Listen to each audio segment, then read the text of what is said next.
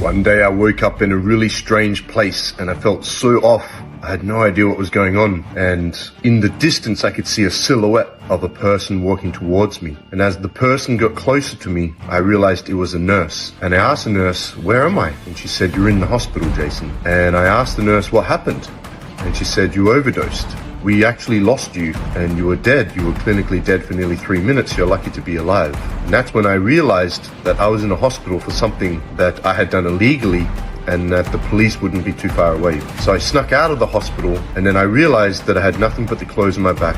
I was homeless. I was not welcome in any hostels in Western Australia. I was not welcome in any of my family or friends. And I was stuck on a park bench, completely hopeless, rock bottom, literally just died, and felt terrible. So I made a decision in that moment to no longer accept rock bottom, to no longer accept being broke, to no longer accept being a heroin addict. And I spent 3 days on a park bench. And on that park bench, I stole a notepad and a pen from a news agency. And I spent 3 days on that park bench creating a plan to get my shit together. And there was 3 things I decided to do. Number 1 is I need to find somewhere to live very quickly. Number 2 is I needed to find work to make income to provide and eat food, because I'd go days without food. And the way I paid for the heroin was obviously to do crime.